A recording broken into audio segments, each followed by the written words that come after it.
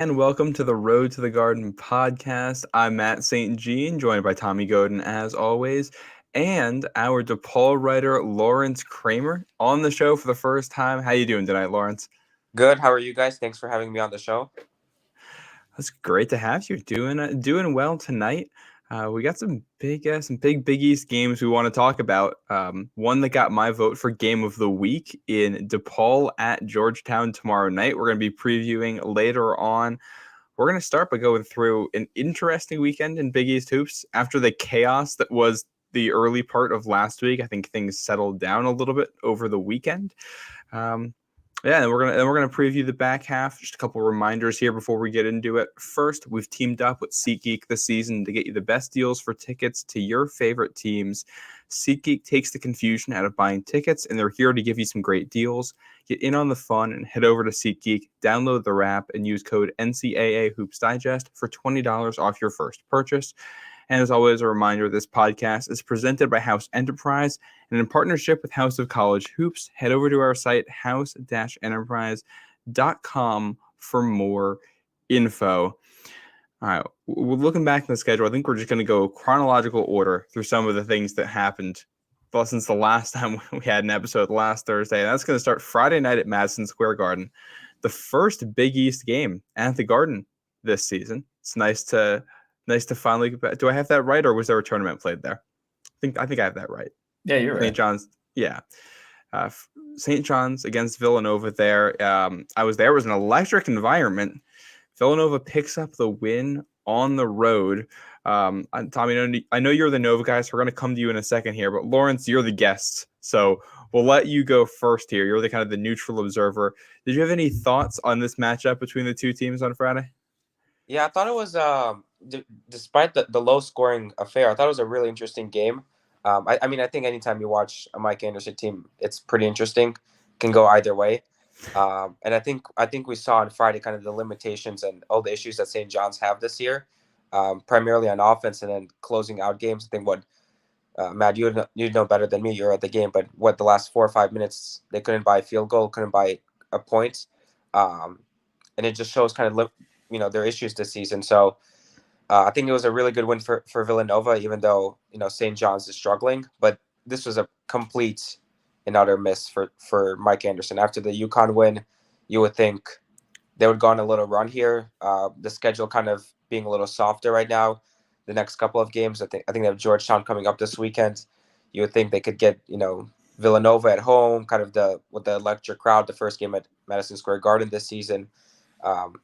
But still not able to get over that hurdle. So I think it's more impressive for Villanova, considering the last couple of games they've had. But I'm not a big fan of Mike Anderson. I've kind of been pretty critical of him on Twitter, so I'm not really surprised by the loss. I'm just more impressed by kind of Villanova's response after their last couple of games. I can tell you the vibe of St. John's, both press and fans in the building.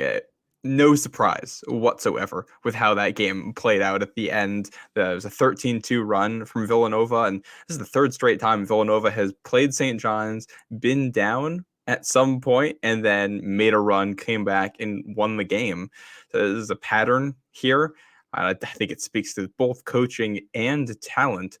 I agree. I liked your takeaways there about Villanova. I thought the defense down the stretch was very impressive. It said a lot about Mike Anderson, but I think it said a lot about a Villanova defense that maybe had its best game of the season so far, Tommy?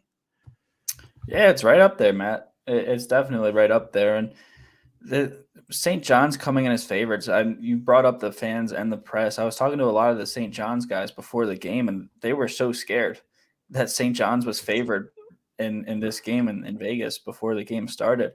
And I was wondering why. I mean, coming off a win against UConn, coming back home to the Garden in front of their home fans, like Lawrence was saying. But yeah, again, to Lawrence's point, Mike Anderson does have this trait where he does struggle against disciplined teams, and Villanova is definitely one of those.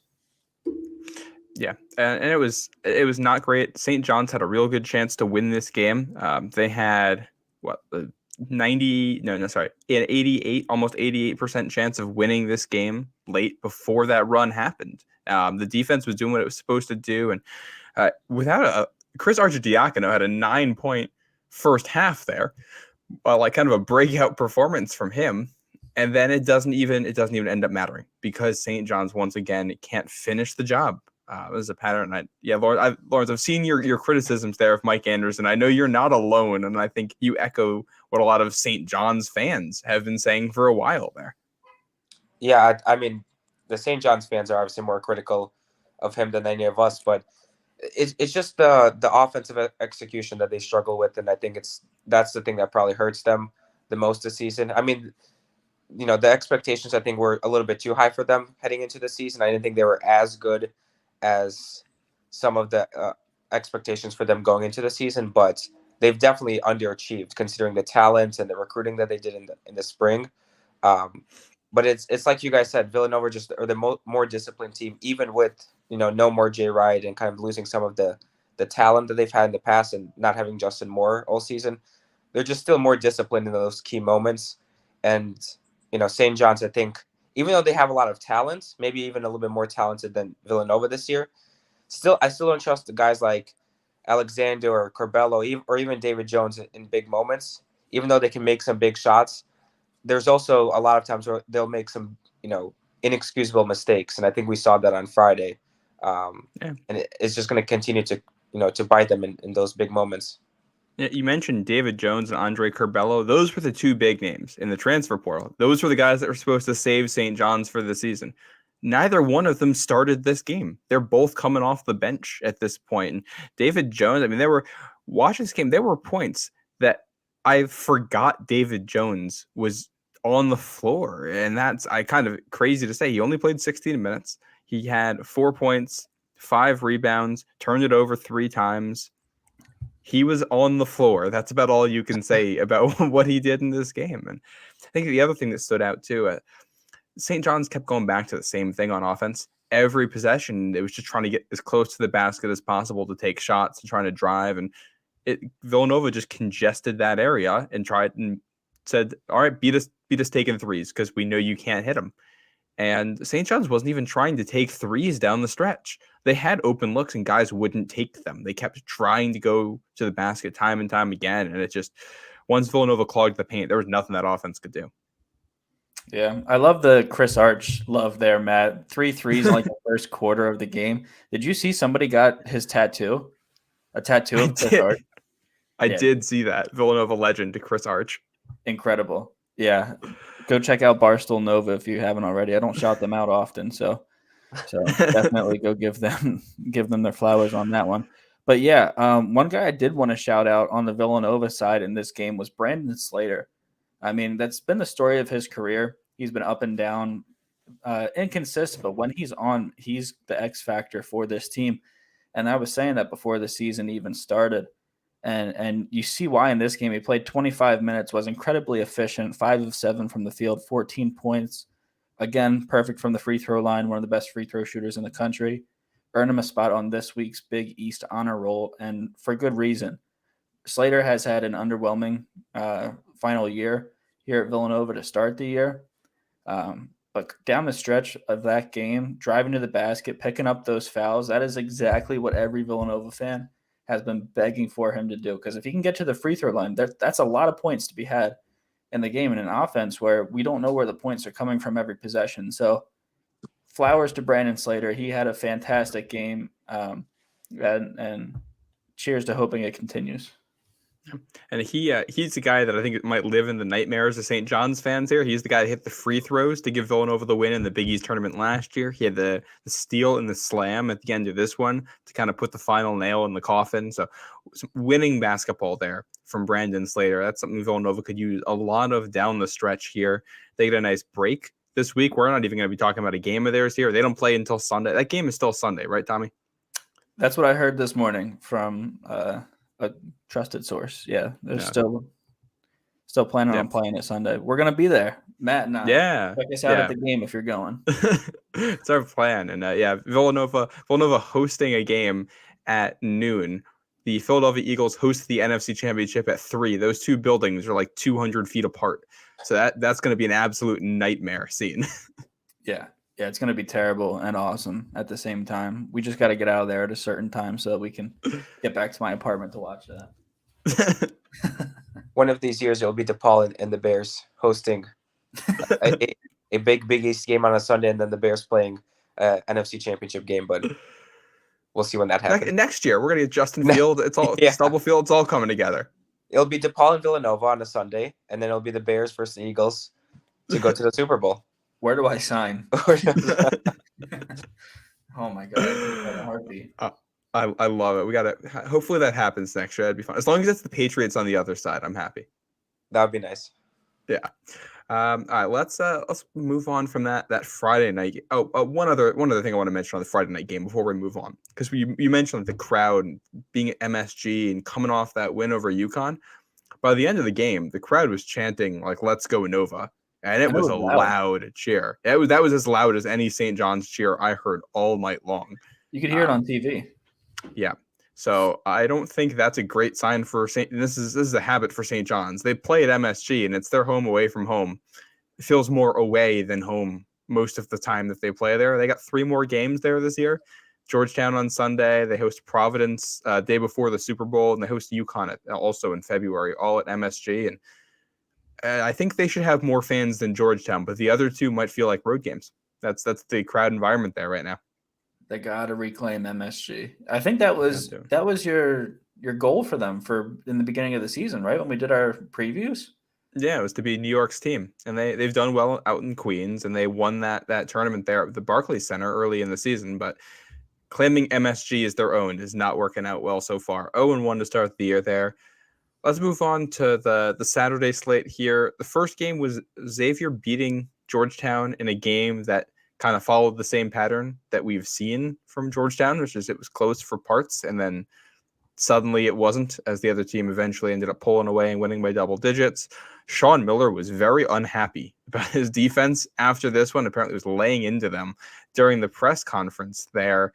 But Xavier sweeps Georgetown. They avoid Georgetown roulette in that one. The revolver does not end on them there. So they escape that, and they stayed at the top of the standings. They stayed at the top of our power rankings. So it's a win is a win for Xavier. Yeah, and another outstanding showing for Zach Fremantle, who's my comeback player of the year here. 30 points, 11 rebounds for him on only 19 shots. I mean, it's against this Georgetown defense, so take it with a grain of salt. I thought this game was going to be not as close as it was. I mean, all things considered, it was 95 to 82, but I thought Xavier was going to run away with it. Georgetown proven again and again that it's not the talent that's the issue. It's the coaching. Yeah, I think for Xavier, it was just after the DePaul loss, it was not to avoid another letdown loss. And I maybe if they beat DePaul, you could see it a little bit more that Georgetown has a chance. But I think after the DePaul game, the way they lost, kind of their first blemish on their Big East record, it was pretty much a given that they were going to win, especially how bad Georgetown is and how good Xavier's been all season besides that one game against DePaul. Like Tommy said, Georgetown has a talent. Primo Spears was really, really good on Saturday, but defensively, they just can't stop anyone.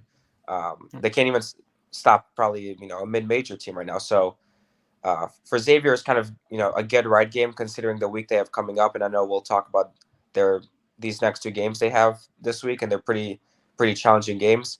But it was important for them to kind of reestablish their top spot in the conference, and I think they did that, even though Georgetown scored 82 points. But as we've known all season, their defense kind of has struggled, and I think, Matt, you pointed this out on Twitter after the game, or maybe during the game, kind of where they rank defensively and kind of where they rank in the Big East. And I think only what you said, Georgetown, DePaul, and Villanova are worse.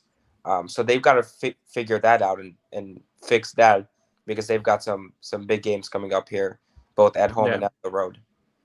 Yeah. Now it's Butler, DePaul, and Georgetown are the only teams that have been worse defensively than Xavier here in conference play only in Ken Palm efficiency. I will note the team that's right next to Xavier in that rank is Marquette.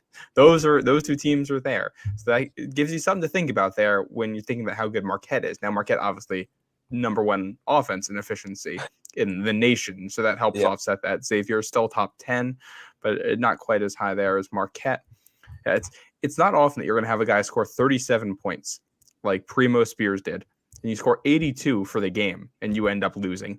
that's an anomaly. And I think that tells you exactly where Georgetown is right now. I don't think we learned anything from this game. I think we saw exactly who these teams have been all season. Yeah, I'm going through KenPom here. There's a recurring segment on this podcast that we like to play. Where are they nestled between on KenPom? And I have their adjusted defensive efficiency here, and Georgetown is nestled between Jay Wright's alma mater, Bucknell, and UC San Diego at 281 out of 363. So, I mean, that's just abysmal. Yeah. If you think Xavier's defense is bad, Georgetown's defense has taken it to a different level this season. Yeah, level you definitely never want to go to. No, absolutely not. I think we can move on from this one to the next game here, which Lawrence, it's DePaul there on the road at Providence. I'm very curious to hear your thoughts on this one. As the Friars end up kind of holding on in the second half, they pull away at the end. Friars win 75-64 at the AMP to complete a season sweep of the Blue Demons. So this game was very competitive. I don't think the final score tells the full story here. Right.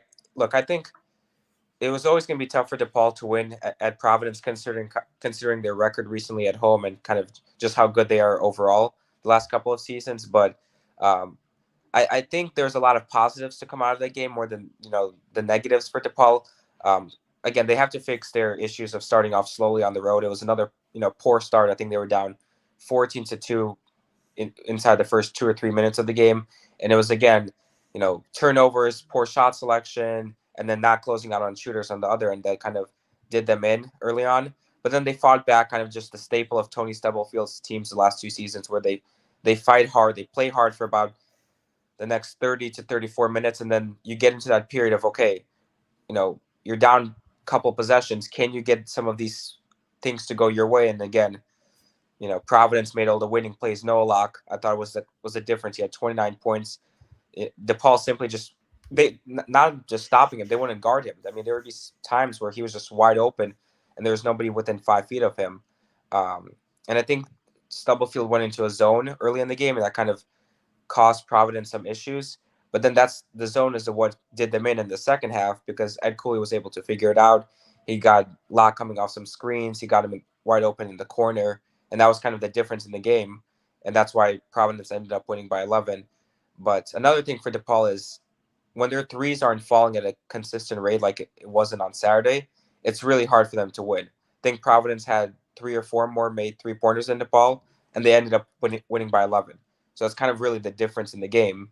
And it's kind of what basketball comes down to now for the most part, is who made more of the 3-pointers. So overall, I think it was, not a bad game for DePaul. They fought hard. I think it's an improvement from their last couple of road Big East games, but still, they've got to clean up some of these issues if they're going to, climb the Big East standings. They've got to, limit the turnovers. They've got to limit the open shots for other teams, and they've got to take better shots at a consistent rate if they're going to win more of these games. Yeah, you look at the 3-point shooting, 7 of 21 for DePaul versus 10 of 23 for the Friars. That's a huge difference right there. Noah Locke it was a career high for him with 29 points, and that's why Providence brought him in. And I like that you mentioned the zone defense there. This is not a new thing for Providence either. Ed Cooley's offenses have struggled against the zone for a long, long time now. I don't know what it is about them. He has like 2 or 3 sets he goes to when you face zone, and then after that, there's nothing else. It's all about players hitting shots. But I thought he drew up a couple of really nice plays for Noah Locke to get him the ball, and the shots were falling. They weren't falling for him at Marquette last week. They did fall at home, and that's the difference. He's a career 38% 3-point shooter. He was a 40% shooter at Florida. So he's a guy who can knock down those looks, and he hit them. I was impressed by Caleb Murphy from DePaul, though. I thought he had a couple nice moments in there, and it was only his second game in a DePaul uniform. Yeah, and I think last Tuesday was his first practice since being cleared to play. So it kind of just says how far he's come since the injury, which came back in October, and still a lot of rust, which is to be expected. I think there's sometimes when he's rushing to take a shot or he's committing to too many turnovers. But overall, like you said, it's a lot of positives from him, and it's just another option for Stubblefield to go to, and it takes off some of that pressure from Gibson and Johnson to be the main scorers. And we saw on Saturday Johnson struggled a little bit, only finishing with 7 points, and Murphy finishing with 9. Hopefully, as they get a little bit more chemistry, they get more practices under their belt. That chemistry builds, and kind of now you've got 3 options out in the perimeter rather than 2. And then as we get into February and then we get into March, that helps DePaul pick up some more wins heading into the Big East tournament. Yeah, it's starting to put stuff together. Still not a full strength team either, which I think is important to note. Tommy? Yeah, not much more to add. I just wanted to touch on Lawrence's point that, this wasn't DePaul's best game, but it's still DePaul is a lot better than what they're getting credit for. I just think Providence is that good in this kind of game. If it's, Jared Bynum's still out, and Matt, you touched on it. Noah Locke, sniper, absolute sniper. Bryce Hopkins, yet again, 20 and 11, incredibly efficient. I think Providence is that good. I think DePaul played a good game. And the final score does not tell the full story in this one. No. And I think DePaul's resume here is going to get completely bogged down by the month and a half they spent playing without a center on the roster healthy. So in the time where they have been able to field players at all 5 spots that you want to have players at, they have been a competitive team and a step up from what we saw last year, even with the departures of so many key players from last year's team. Yeah, no, I definitely agree. I tweeted this out a couple weeks ago, but in about 1.5 seasons that Stubblefield's been at DePaul, he hasn't had all of his scholarship players available for one game. And last year was, Ahmed Bynum was never clear to play. So that already took out one scholarship player. And Javen Johnson was on the roster last year, right? Or correct. He joined mid-season. And then another player who the Kansas transfer, Tyron Grant Foster, was medically unable to play after the first game of the season as well. And then you look at this season, obviously with all the injuries, they haven't had everyone available for at least one game so far. So yeah, obviously that has not helped DePaul in Stubblefield's first couple of seasons as a head coach. But I also want to give credit to Providence. I just think what Ed Cooley's doing and what he has done is just exceptional, and what he's going to continue to do this season. It's just the atmosphere that they have there at Providence. I think it was the first home game for Providence that the students have been back since the break, and it was just watching at home is just electric. The atmosphere, the entire environment. I only hope and wish that DePaul gets to one point being there where the students pack the student section at Wintrust. Yeah, I was seeing tweets. This game was at 2 p.m. Eastern. I was seeing tweets at 10, 11 in the morning with people heading down to the arena that early. The doors aren't even open then. They're just waiting outside so they can get in as soon as possible. Yeah, Lawrence, just for a little context here. So I was class of 2020 at Providence. So my first game was fall of 2016. It's the first time I went to one as a student.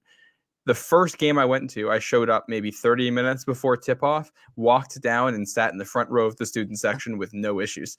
That's how far it's come. Yeah, that's where DePaul is. It's not as bad as what it used to be, where it was like that. You come in 5 minutes to go and it's the first section, but we're not at a point where DePaul has the second level for the student section, where they're putting people there. They're kind of right now at a point where, like the Xavier game, where they're able to fill the entire bottom section of the student section, which is progress, but there's still about couple of thousand extra seats up there for the student section that they need to get to fill. And it's about winning, and Providence has gotten there where they're a consistent winner, and DePaul still struggling to get there. Yeah. Hey, wins over Xavier and Villanova. That'll help the brand. So we'll see what DePaul does down the stretch. Obviously, we're going to preview one of their games in a minute here. We had 2 more games in the weekend that I think to an extent we can kind of lump together, because they're the same story. They're not entirely the same. We could talk about them separately, but both of them, Marquette against Seton Hall and UConn against Butler, both 2 teams in the top tier of the Big East, just laying claim to that and absolutely dominating an opponent. Marquette goes on the road at Seton Hall, and it's a Seton Hall team that just beat UConn. That game never really looked that competitive, especially in the second half. The Golden Eagles ended up running away with it. Cam Jones, player of the week. He had 22 points. I think 3 steals in that one, or that might have been the game. That was the game against Providence. but he was knocking down shots. He was electric. He's all over the floor. And then the other one, that UConn Butler game ended up being a 30-point blowout, and it was that was closer than it actually was. That game wasn't competitive from the opening tip. I think we could talk about either one of these, but Tommy, I'll let you pick which one you want to talk about here first. The one I'm more surprised with is the Marquette Seton Hall game. I mean, UConn Butler, you saw early what Butler team you were getting, and you knew what the result. I shout out Michael DeRosa again. I feel like I talk about him every time we are on a podcast, but I saw his weekly rant that he posts on Twitter, just speaking nonsense in his own language, screaming nonsense in his own language, I should say. And he said that that Butler lost by 20, 30, 40, 50, doesn't matter. He didn't watch the second half. So, I mean, that game was decided early. I'm more so surprised at this Marquette Seton Hall score. I feel like Seton Hall was kind of on the up and up in a way. I thought this game was going to be a lot more competitive than it was. But again, here comes a Seton Hall team that came out flat. And you can't do that against this Marquette team. Iguodaro was incredible in this game. Of course, Cam Jones. Cam Jones was the player of the week. Everybody knows about that. But Iguodaro, 38 minutes in this one, 18 points, was perfect from the field. Had the best offensive rating in this game by far. 151. The next closest was, I guess 138. It's not too far away. That was Cam Jones. But yeah, I mean, Marquette just has so many weapons they can hurt you with. This time it was Cam Jones, Tyler Kolek, another outstanding game, best passer in the country, only 6 assists this game, but you get the point. Great facilitator. I thought this game was going to be a lot closer than it was. I'm a little surprised by this one. Are you guys? For me, I think I'm definitely wasn't surprised. A little surprised by the scoreline in the UConn Butler game to lose by that much, but considering the injuries that Butler's had recently and kind of how they've played the last couple of weeks, I could see a big loss coming against a desperate UConn team. But Seton Hall, I thought we were going to play a little bit better considering their win against UConn, and that they were kind of getting back into this mini discussion of in the NCAA tournament. I know they were still a little bit ways away from being inside the bubble, and I think Joe Lunardi had them or someone had them in the discussion last week before the Marquette game, and now they're probably out of the discussion after this Marquette loss. But I think it was just a contrast of styles between Seton Hall and Marquette, where it's like a really good defense against the best offense in the country, and I think we saw a really good defense cannot stop the best offense in the country. And what Shaka Smart has done there at Marquette in less than 2 seasons is unreal, and that's coming from someone who went to DePaul and doesn't really want to see Marquette succeed. But their offense is just so hard to stop. It's obviously you've got the big guys inside, but when you've got a point guard like that, I don't see how Seton Hall had a chance when Marquette is shooting the way they are right now, and when they just don't turn it over. So it was a bad recipe for Seton Hall on Saturday. Yeah, and this a Seton Hall defense that's supposed to be good enough to win them games. And I think we've seen kind of time and time again here against the top offenses in the country, particularly ones that play at a high tempo. They totally get out of their depth. They can't do it. They did it. This happened against Iowa. This has happened throughout conference play now. It happened at Kansas. So they just get blitzed by another team. And that's a Marquette team it's so good at passing. All of those guys are so quick off the dribble. They drive so well. Like Osa Iguodaro is the best passing center in the Big East. He has to be. And when you have guys that can pass as well as those guys can, it just makes everything work that much better. So in my eyes, this said less about Seton Hall and more about the fact that Marquette is that legit to go on the road and to do something like that to another team. To see your offense perform that well against a good defense on the road, I think that's very impressive. Yeah, and there were some questions that arose. I mean, just earlier this month, the Xavier game that Marquette played, where they went on the road and they lost 80-76. And I was wondering if they could be that dominant team on the road. They love playing at home. Everyone knows that. But, I mean, this game just squashed all my doubt that they definitely are this team and they can do that on the road. Yeah. This is a Marquette team now. They're in the top 10 of KenPom. They're at number 8. They're 2 spots behind UConn there. Their only losses this year by 5 points at Purdue, by 3 points against Mississippi State on a neutral floor, by 3 points at home to Wisconsin in overtime, by 5 points at Providence in double overtime, and by 4 points at Xavier. Not a bad loss in the group. An offense like that. I was kind of shocked that this team wasn't higher in the AP poll when that dropped today. I think the AP poll has been too low on Marquette here for a little bit. Yeah, I agree. I think a lot of the Big East teams, besides UConn, have been kind of underrated in the AP poll. I think, Providence, at 23 right now? I don't think, they lost to a really good Marquette team. Like, come on. There's some teams who are above them who... Without Jared Bynum, too. Yeah. They're doing that injured. And that was what? Was that at Providence or was that Marquette?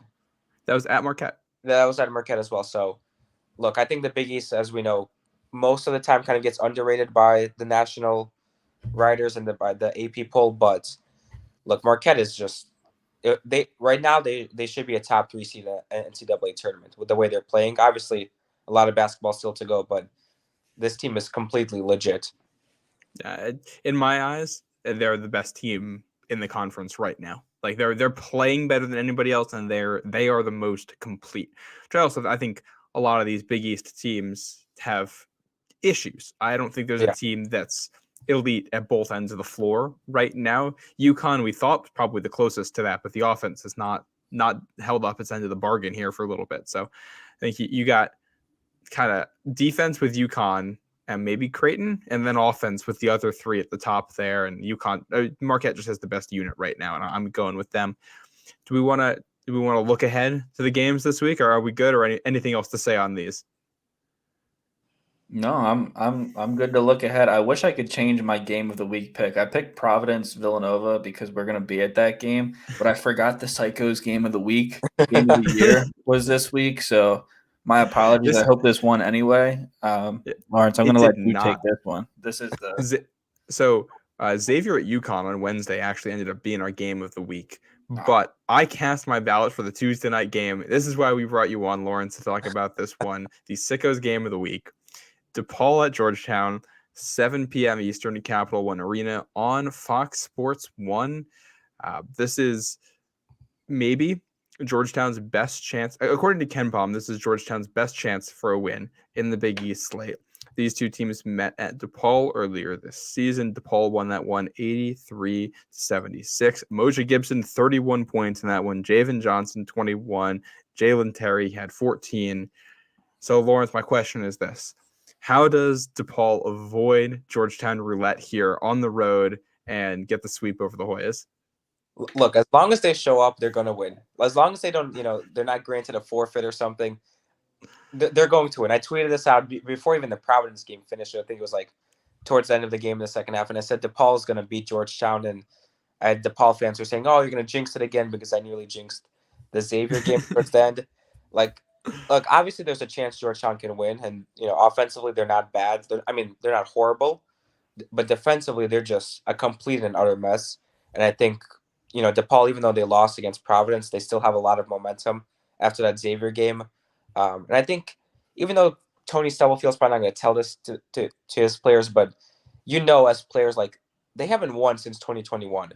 Like, you don't want to be that team that's going to be known to be the first one to lose to them in the Big East. Like, there's some pride in that, just like Georgetown has some pride in in winning that first Big East game. I don't think DePaul is going to lose, though, on Tuesday. I think they're right now playing pretty much, focused. The offense has improved compared to the last couple of weeks. And defensively, I think after that game at Wintrust Arena against Georgetown, I think it's also gotten a lot better. So Georgetown's going to have a really, really good game, and DePaul's going to have to just completely not show up mentally for them to lose tomorrow. I would be completely shocked if DePaul doesn't win tomorrow. One thing I find interesting about the Georgetown team, I almost think playing at home is worse for their chances than playing on the road. If you look at the point differentials and some of the games that Georgetown's had, like Georgetown almost beat Villanova. That was on the road. Georgetown almost beat UConn. They were with them in that game. That was the one at UConn. Georgetown gave Texas Tech a game at Texas Tech. The home games have been horrendous. They lost by 15 points at home to Seton Hall. They lost by 16 to Villanova. They lost by 29 points at home to Butler on New Year's Day. And they lost by 13 at home to Xavier. There haven't been any close games at home. There have been close games on the road. And I think that has to do with the crowd environment. And I can't imagine there's going to be a filled arena Tuesday night at Capital One Arena. No, definitely not. I think Georgetown, they smell blood in the water right now. I mean, look at the rest of their schedule. St. John's at the Garden, Creighton, UConn, Providence, Marquette, Seton Hall, at Hinkle, St. John's, Providence, Creighton. This is it. This is it for Georgetown, or they're going to go back-to-back years. Their last win was December 7th at home against Siena, a team that Seton Hall lost to, by the way. But I mean, there has to be a sense of urgency for Georgetown here, right? I mean, they have the talent, the players, they have to care. I mean, this is the closest that they're going to get to a win, and if they come out looking flat, it's got to be over for Patrick. I mean, Patrick Ewing's not going to be the coach of Georgetown next year, but I mean, if they come out looking flat against DePaul, I don't know. It's bad. I think it's, considering what DePaul's been in the Big East since they came into the conference, this is like, you've got to be completely embarrassed if you're Georgetown because you've now surpassed DePaul's record of consecutive conference losses, and it's continuing to climb. And now you're at 35 or 36 straight losses against Power 6 schools. Like Tommy said, you've got to have some pride against DePaul, because for about a decade plus, DePaul was the doormat of this conference. When you saw DePaul in the schedule, you pretty much penciled in a W, unless you were, Georgetown or St. John's the last couple of years, to be honest. And now it's pretty much where DePaul fans are, coming to the season. They're like, okay, we got already 2 wins against Georgetown. So you've got to be embarrassed as a coach and the administration if you're Georgetown. But as the players, you've taken over that mantle as the most embarrassing team in the conference. So like Tommy said, you've got to have that urgency tomorrow, because the only other game I can see them maybe winning is against St. John's, because kind of the pace that St. John's plays with might actually help Georgetown, because they don't have to really play any defense, because neither team's probably going to play defense that day. But yeah, tomorrow might be it, or else Patrick Ewing's going to go back-to-back seasons with no conference wins. Now, Lauren, let me ask you this. Yeah. If Georgetown wins, how do they win, hypothetically? Well, I think, first of all, they've got to shut down DePaul from the three-point line. I think when DePaul wins, they usually win the three-point battle. They make about 9 to 10 a game, which is around the top in the conference. But then they've also got to attack DePaul inside. You've got to win the rebound battle, which Providence did. They attacked the glass. Primo Spears is going to have a really good game, and I think he can. And I think that the first game, I forgot who from Georgetown had a really good game for them. I forgot his name. I think first name starts with Brandon. Brandon Murray. Yeah. He had above 20 points against DePaul, and they nearly pulled off the upset. They were leading towards the end of the game. But you've got to limit DePaul from the three-point line, and then you've got to win inside. You've got to be able to score with your big guys, and then you've got to win the rebound battle. Otherwise, I think DePaul can control this game. They have more experience with their guards. And plus, they didn't have Caleb Murphy that first game. Now it's another guy to bring on. So it's just more options for Tony Stubblefield against this Georgetown defense. Yeah, and Brandon Murray is a guy who's been out for a little bit. We don't have a status update for him on if he's going to even play in this game. So it's a very short-handed Georgetown team at the moment. No Jay Heath, as far as we know, either. So, Hoyt are not in a great spot here. I tend to agree with what you said, Lawrence, about the St. John's game. Georgetown gets St. John's at Madison Square Garden on Sunday, and that, just given how those teams have played, I feel like if Georgetown's going to get a win, I almost feel like it's going to happen there in that environment and not in this one. We make picks here. You obviously made your pick of DePaul winning. I'm going to agree. I think DePaul takes this one. Tommy? Yeah. I am. Yeah. I got nothing about it. My mom always told me, if you don't have anything nice to say, don't say anything at all. So I'm going to pick DePaul here. it would be a major step back for Tony Stubblefield if they lost tomorrow. Like they made so much progress. Like you just can't lose tomorrow. Yeah. With that much progress, just win. Even if it's a buzzer beater, just don't lose tomorrow. Yeah, that's it. Doesn't matter how pretty it is. You got to find a way to win this game if you're DePaul, and that goes to every team facing Georgetown this year. Yeah. Like Georgetown roulette can't land on you. That's we're playing hot potato here around the Big East. We're making t-shirts. Yeah. I survived Georgetown roulette. So far, it's just Villanova and Xavier, right? Xavier. Yeah. DePaul can join that group. That's the lone game Tuesday night. That's one heck of a lone Big East game for a night too. It's getting the spotlight there on FS1. We'll look ahead to Wednesday night here. 3 Big East games. Got 2 FS1, the 6:30, 8:30 Eastern doubleheader, and then 9 p.m. Eastern CBS Sports game to cap it off. We'll start with the early one, which is our game of the week. This is Xavier at UConn. Who would have thought coming into this, Xavier would be number 1 in the Big East when this game came up, and that UConn would be at 500 in conference play. Xavier was the first team to hand UConn a loss this season, and the Huskies have kind of spiraled since then. Tommy, do you like UConn's odds of splitting the series here and getting the win at home? I do, actually. These are 2 top 10 offenses. The biggest discrepancy here, Xavier ranked 97th on the defensive end, and UConn's ranked 12th. I know it hasn't looked that way as of late for this UConn team, but they're coming back home. They're starting to figure things out a little bit here, getting back on track. I love this Xavier team, but I also love Connecticut at home. Yeah, I tend to agree here. I think UConn, might go on a little run again. I think as well as Xavier's played, I still go with UConn as being a little bit more talented. And I think they need to kind of establish their dominance in this conference. I don't think they're out of the race yet for the Big East title. I know they're about like 4 losses behind Xavier and Marquette, but if they can get this one, with Dan Hurley back on the sidelines after his COVID spell last week, I think they might have an advantage here, and I think they might have some momentum after that loss or after that big win against Butler. So I'm going to go with UConn as well. One thing I want to point out, there's 2 things here actually I want to point out about this Xavier team. Number 1, this team has actually had some real close calls in there that I think we kind of have all forgotten because of the win total. This is a Xavier team that struggled at times at St. John's. That game ended up getting really, really close down the stretch. Both of the Georgetown games were close for a while, and even their wins. They beat Marquette, that was very close. They beat Creighton, that was very close, and they did lose at DePaul, obviously. So it's a Xavier team, and Seton Hall, their home opener in the Big East, was only a 3-point win at home against that team. I think what we've seen from Xavier is the shooting does not always translate on the road, and if this team can't shoot, they really struggle. The defense has not been winning them games. That's something Sean Miller has been asking them to do. So that they're going to have to step up on defense on Wednesday night to win this one.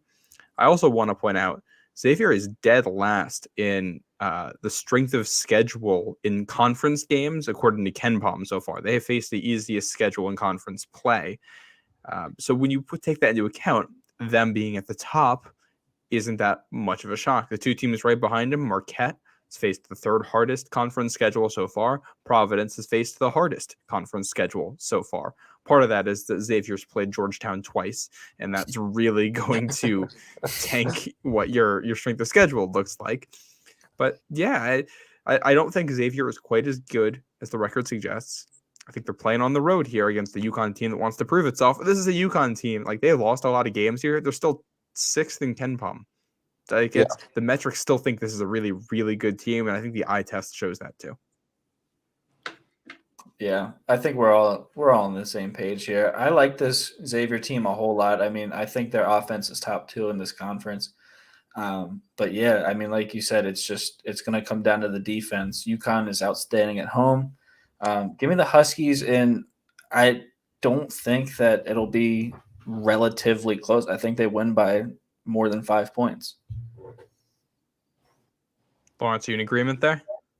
I think it might be a little bit closer than that. I think with Xavier's offense, they can keep it closer. But I think this is gonna be the first time where Xavier's big men get really challenged with Sonogo and some of the other guys that UConn can throw at Nunji and Fremantle. I don't think it's going to be as easy for Xavier to score inside. And I think the difference will be who can knock down the perimeter shots and I think with Jordan Hawkins. And as long as UConn gets stable point guard play, I think they're going to be able to create enough good looks from the perimeter to kind of pull away late. But I think it might be between 5 and 7. I don't think maybe more than that. But UConn gets the victory in the end. Yeah, I agree with both of you guys there, and I think I like your point there about the interior play with Sonogo and Klingon against Nunji and Fremantle. UConn should, on paper at least, have the advantage there. We'll see if they can make it happen. Didn't really make it happen in the first meeting back there on New Year's Eve. That was a great game too.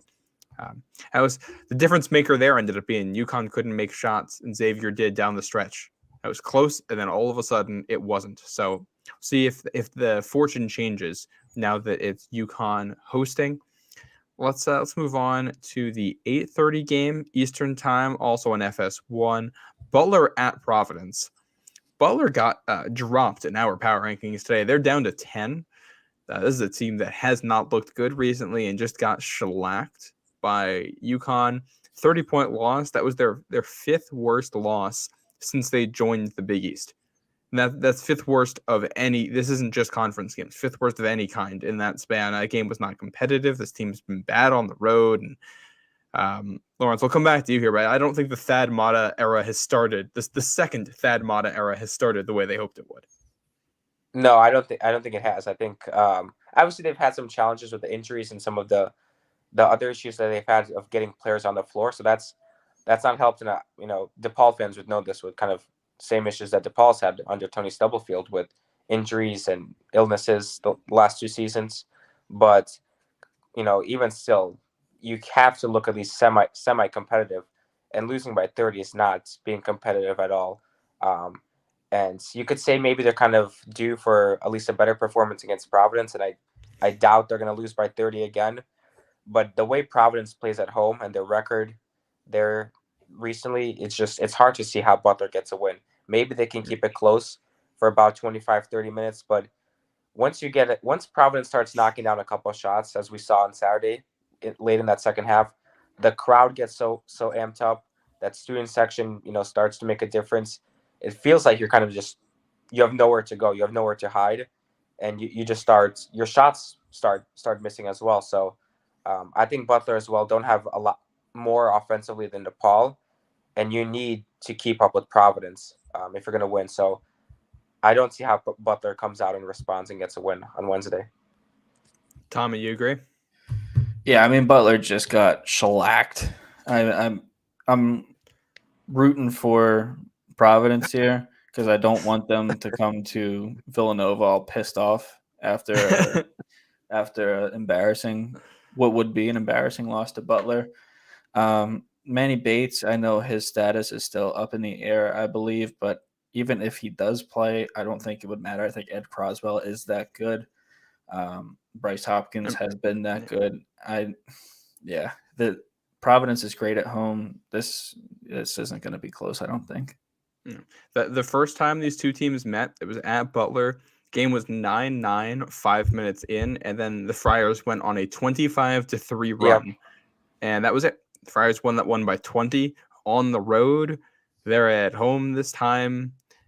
I have a hard time seeing this game being competitive. I don't know what the line is going to be on it, but especially with how Butler has looked on the road. They haven't played a close game on the road. They have 2 road wins, Georgetown and Cal. 2 awful teams right there. And all of their other road games have been blowout losses. So, except for the Penn State game to start the year, their second game of the season. So their shooting has not translated on the road, and I think this is going to be a real tough night for Butler. I don't know what the spread is, but I'm taking the Friars to cover it anyway, regardless, because I think it's going to be that kind of night. You want to know a betting fun fact? Yeah. Just as recently as December 29th, when these two teams first met, Butler was 3-point favorites Wow. in that game. They opened as 1.5-point favorites, and so much money came in on them, it moved to 3. Oh, how the times have changed. Yep. We might have a 15-point change in the spread from the first meeting to the second meeting. I Yeah. don't know if I've seen that before. Yeah. Yep. Bulldogs falling off there. So yeah. All right, we got one more game to talk about here, and that's going to be the late game on Wednesday, which is I think an interesting one. We just talked about Mike Anderson and where St. John's has been. They travel to play a rested Creighton team. Creighton has not played since last Tuesday, so they'll be 7 days, over a week's rest before they tip off.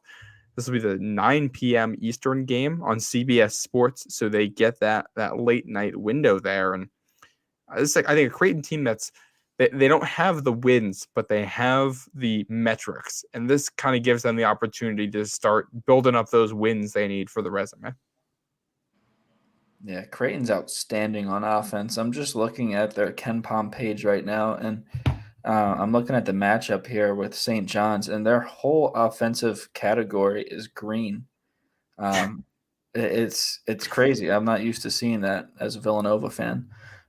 Free throws, but yeah, I mean, I love what you said. This is the time for Creighton. I mean, they were unanimously picked number 1 in the conference in the preseason poll. I mean, this was their conference to lose. John Rothstein had them as the number 2 team in the country to start the preseason, and obviously this hasn't been the start to this season they've expected. But they got St. John, Xavier, Georgetown, Villanova, Seton Hall. Those are 5 winnable games.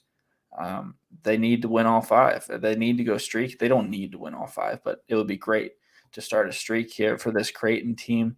I'm really looking at guys like Baylor Shireman in this one.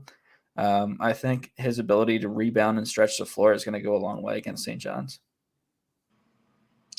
Yeah, I tend to agree here with Tommy. I think I don't want all of us to agree at every game, but I think with the way St. John's has been playing, I think Creighton might smell blood in the water here. I think this might be a knockout punch for Mike Anderson on Wednesday where no, if they lose to Georgetown, that's a knockout punch. Like, you just don't recover from that. But this might be one of those, knockdowns where you get up, but then you might not recover in the end. Because Creighton, the way they play, even though they haven't been great all season, they still offensively can go on a really big run where the final score is really embarrassing for you if you're St. John's. So you've got to be careful that you don't turn over the ball a lot. But the way St. John's plays, the high tempo, kind of trying to run up and down the floor, it might play into Creighton's hands because they also, don't have a horrible defense. I remember against DePaul, kind of how well they played defensively, and I know DePaul's not great offensively overall, but still they're a pretty decent defensive team compared to St. John's. So I think if you're Mike Anderson and you're some of these players, you've got to be careful where you don't get out to a big deficit early on Wednesday, because it might be really demoralizing heading into that big game against Georgetown on Sunday. And if you lose that one after you lose against Crane, I think you really have to consider firing Mike Anderson on Monday.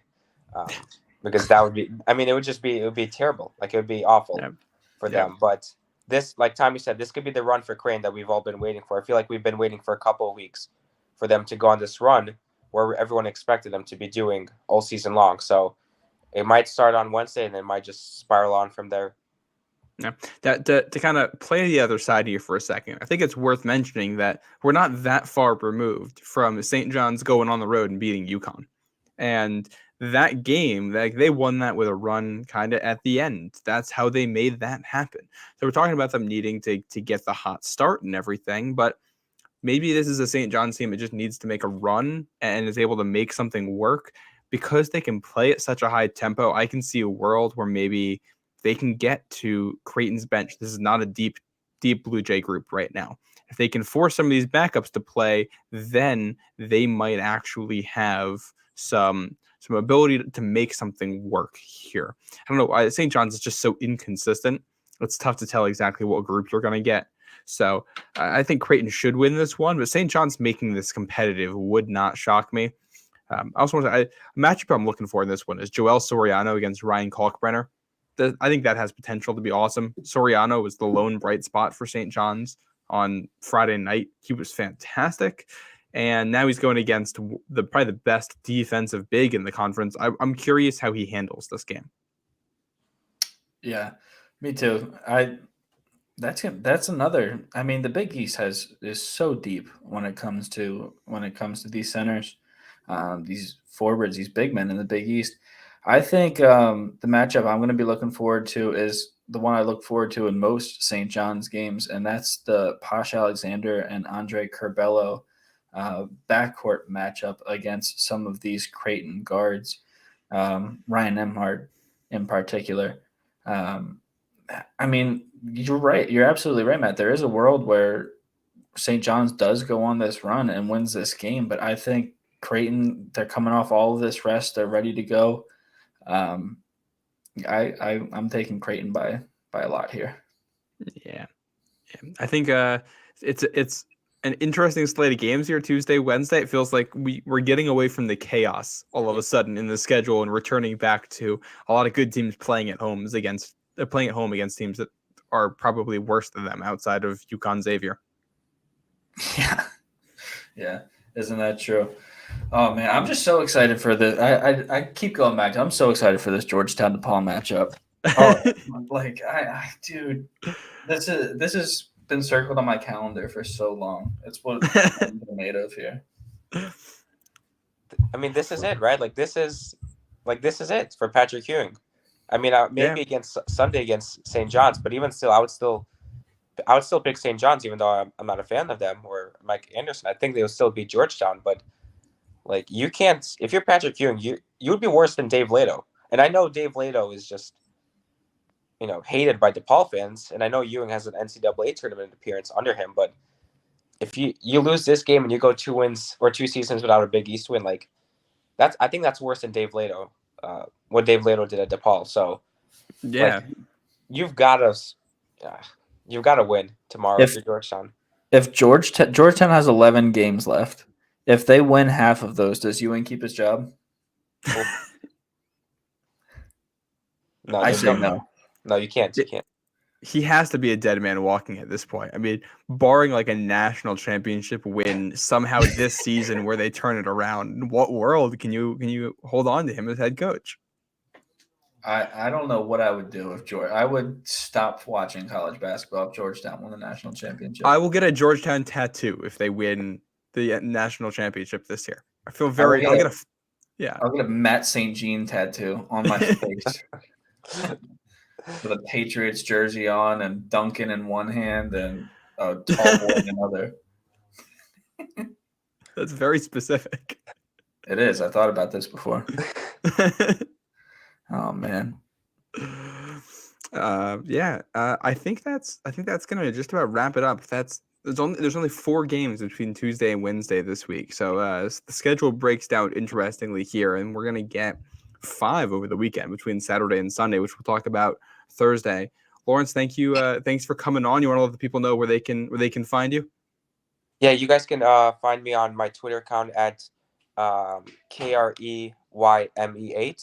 Obviously, I help at Road to the Garden covering the Big East and DePaul. That's kind of my primary focus. But I will still chip in with some of my hot, other Big East takes, primarily St. John sometimes. But primarily Mike Anderson. I'm also looking forward to the DePaul Marquette game on Saturday. It's at Wintrust, and it's usually I know Wintrust doesn't sell out a lot of times, and it's not going to sell out for the Marquette game. But considering how close both teams are, Marquette usually brings a lot of fans to DePaul, so that should be a really good game with a good environment. And DePaul's played well against Marquette at home. They beat them last year. They beat them in 2020 at home before the COVID lockdown. So I'm going to also say DePaul's going to beat Marquette on Saturday. That's going to be my other pick. I think DePaul gets it done. I like that. Yeah. Lawrence dropping a bomb on the way out. My God. Did he leave? No. He literally dropped the mic. No. But no, I think DePaul gets it done. I think they have the momentum against Marquette. They'll probably lose to them in Milwaukee next month, but at home, DePaul's been pretty good against the Golden Eagles. So that'd be wins against Villanova, Xavier, and Marquette at home for DePaul this season. That'd be a pretty impressive feat there for Tony Stubblefield. I like it. You got to start building it at some point. Yeah, it has to happen. You got to win the game somewhere. All right, well that's Lawrence Kramer for Tommy Godin. I'm Matt St. Jean. Subscribe on YouTube if you're watching us there, or in wherever your podcast feed, wherever it is that you're listening to this, so you can stay up to date with our episodes. We'll be back Thursday night with more Big East content. But until then, I am Matt St.